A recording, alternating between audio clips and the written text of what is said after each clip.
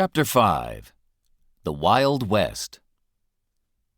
During the 19th century, more and more people went to live in the west of the USA. The Wild West that you can see on television and in films is full of cowboys, Indians, and fighting. In fact, there were very few cowboys, no more than 40,000. And real cowboys did not shoot each other or fight Indians very often. They worked hard at their job, taking care of the cows, and at least a quarter of them were black or Mexican. They took cows from Texas up to the railway towns in Kansas and Missouri. From there, the cows were sent to Chicago and killed, and the meat was sent to the East and sold. The cowboys almost disappeared after about 30 years because the government gave the land to farmers and their families. From 1862 to 1900, more than 500,000 farmers came to live in the West, where they made new farms and grew food. One family that moved west was the Ingalls family, whose daughter, Laura Ingalls Wilder, told the story of their journey in books like Little House on the Prairie. Life for these farmers was very hard, particularly in winter. The farms were very lonely, but soon the railways helped to bring people together. In 1869, the railway line from the east met the line from the west in Utah. So then Americans could travel right across the USA by train. Before the railway, from 1860 to 1861, the post was carried across the country by the famous Pony Express. Horses and riders waited at different places. One man rode with a bag of letters for about 120 kilometers and then gave it to the next man. In this way, letters only took about 10 days to cross the country. One very well-known rider was Buffalo Bill Cody. He later became a soldier and a hunter. They say that he shot 4,280 buffalo in 1 year. In the 1880s, Buffalo Bill started his Wild West show, a kind of traveling theater, with the famous cowgirl Annie Oakley.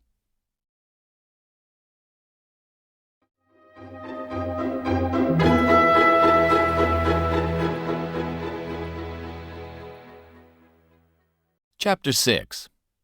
Native Americans. There were about 2 million Native Americans in North America in the 15th century when the Europeans arrived. They belonged to 300 different groups and spoke more than 2,000 different languages. Sadly, the Europeans fought and killed many Native Americans and also brought diseases which killed them. The film The Last of the Mohicans, from the book by James Fenimore Cooper, shows the sad end of a group of Native Americans in the 18th century. The Native Americans that we know as Indians in cowboy films lived in the West. They were the Cheyenne, the Blackfoot, and the Sioux, also known as Lakota, for example. There were about 60 million buffalo in North America, and the Native Americans hunted them and used them for food, clothes, houses, knives, and other things. But when the Europeans arrived, they wanted to take the land for farms or railways. They shot millions of buffalo, and by 1900, there were fewer than 1,000 of these animals in all of the USA, and fewer than 250,000 Native Americans. The great Sioux chief Sitting Bull fought against the white men who wanted to move his people from their own land to Indian land further west. He won an important battle at Little Bighorn in 1876, but could not win the war. The Indian Wars ended in 1890 with the Battle of Wounded Knee, when American soldiers killed many Sioux men, women, and children. After this, Native Americans had to live in special places called reservations. Even today, about a third of the 4.4 million Native Americans live on reservations. They are often very poor, and a lot of them do not have jobs. So they sometimes drink too much alcohol in order to forget their problems. Some Native Americans build casinos where people can go to win money from cards and other games, and this brings in money for the reservations. Other groups refuse to do this, and also do not allow alcohol on their reservations. Many of the big reservations are in the Southwest, the home of a different type of Native American. Among the people of the Southwest are the Hopi and the Zuni. They keep sheep, make pots, and also make beautiful jewelry from silver and blue-green stones. Their religion is very important to them.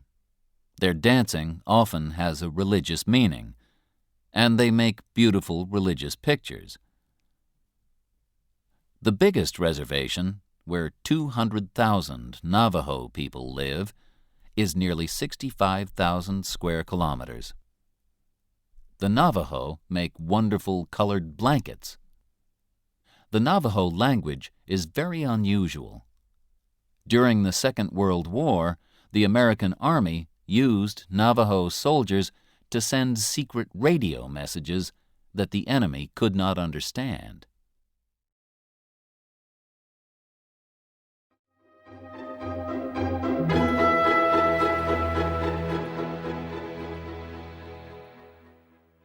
Chapter 7. New Americans. At the beginning of the 19th century, most American families had come from Britain, Germany, and Scandinavia, and they were farmers or business people. But soon that began to change. Factories were built, and cities grew. Poor people arrived from other countries hoping to find work.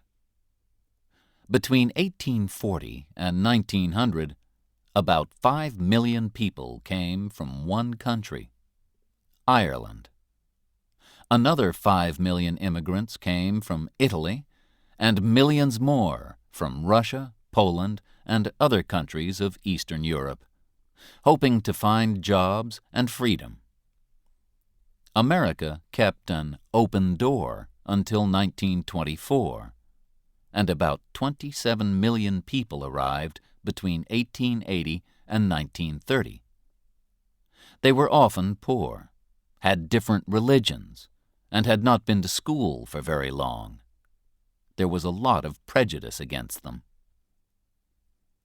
Immigrants from Europe arrived at Ellis Island in New York, where they were all checked for disease and for other problems. Close to Ellis Island is the Statue of Liberty. Liberty means freedom. On it are these famous words: "Give me your tired, your poor."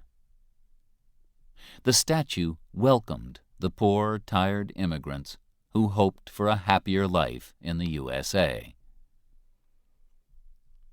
The Chinese immigrants who arrived in the west of the USA also found prejudice. Many people came to live in California after gold was found there in 1848, and among them were 300,000 Chinese. Many of the Chinese stayed to work, building the new railways. Like black people and Native Americans, the Chinese had no civil rights, and after 1882 they were no longer allowed to enter the USA. But in the 20th century, Chinese people started to arrive again, and now the cities of the West Coast have large numbers of Chinese families. The writer Amy Tan tells stories about life as a Chinese American in The Joy Luck Club and other books. Today, most immigrants to the USA come from Spanish-speaking countries like Mexico and Puerto Rico. More than 6 million have arrived since 1980, and Spanish has become the second language of the United States. The Irish, Italians, and Eastern Europeans usually stayed in the big cities of the East or the Midwest, like New York, Boston, or Chicago, and worked in the factories. Although most of them learned English and became Americans, they also wanted to keep their own way of life. So in many cities, you can find places called Little Italy or Chinatown, for example, where the restaurants have Italian or Chinese food. In New York, Boston, and Chicago, St. Patrick's Day is a big celebration for the Irish on the 17th of March, and Chinese New Year is a big celebration in San Francisco.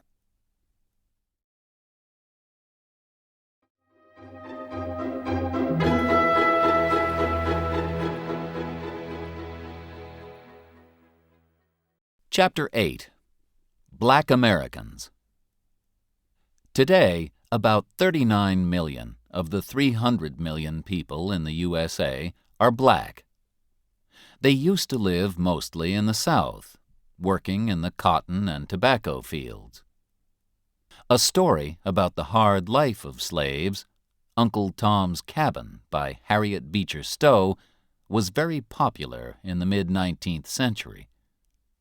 It made a lot of people see that keeping slaves was wrong, and it told the exciting story of how a slave family escaped using the Underground Railway. This was not a real railway, but a number of places where slaves could find help. People in each house could show them the way to the next safe house.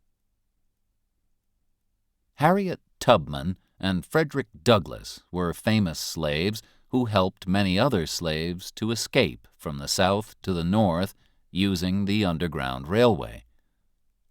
Frederick Douglass escaped in 1838 and started to work for the freedom of other black people.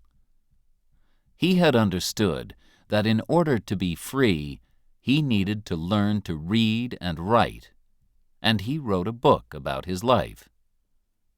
After this, he traveled to Europe to speak about slavery, and later returned to New York and started several newspapers. During the Civil War, he told black men to join the army to fight for the North, and after the war, he worked for the government.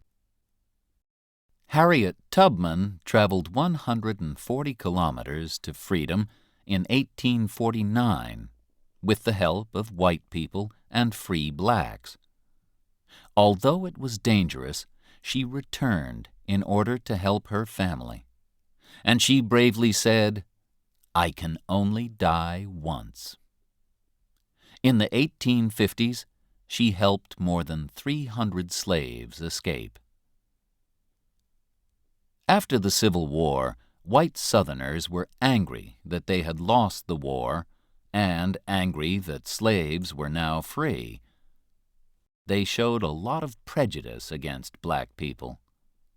Some white people joined the Ku Klux Klan, groups of men who dressed in white, covered their faces, and went out to beat and murder black people.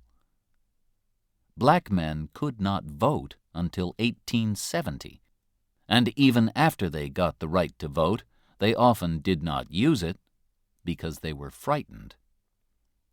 The book To Kill a Mockingbird by Harper Lee, tells the frightening story of a black man, Tom Robinson, in 1930s Alabama. Although Tom has done nothing wrong, people easily believe that he is a criminal, just because he is black. In the 20th century, black people began to travel to the cities of the North to look for work. So there are now more black people in the North than in the South. But even in the North, they lived separately.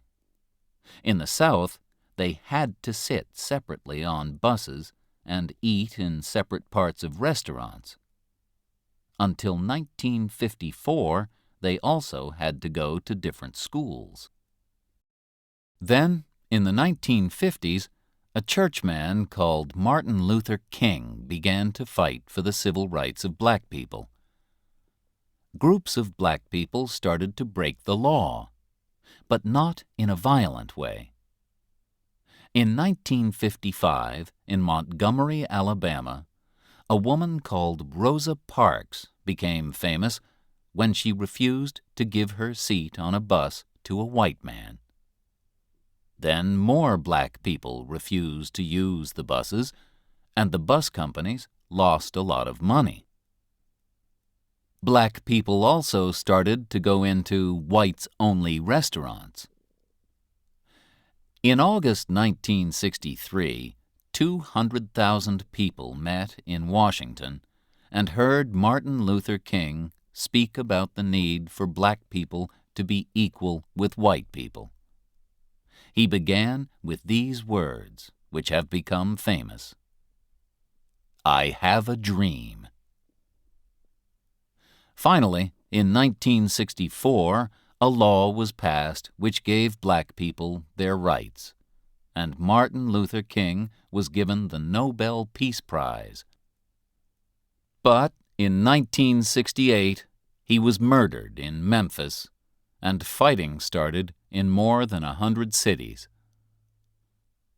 During the 1970s and 1980s, prejudice against black people slowly began to appear less often, and many black people now have good jobs in business and government. A black woman like Condoleezza Rice can represent the American government in other countries, and perhaps even think about becoming president. But there are still problems. When Hurricane Katrina destroyed the city of New Orleans in 2005, most of the people who lost their houses were black. Many of them waited a long time for help from the government. Was it because they were black? A lot of people think so.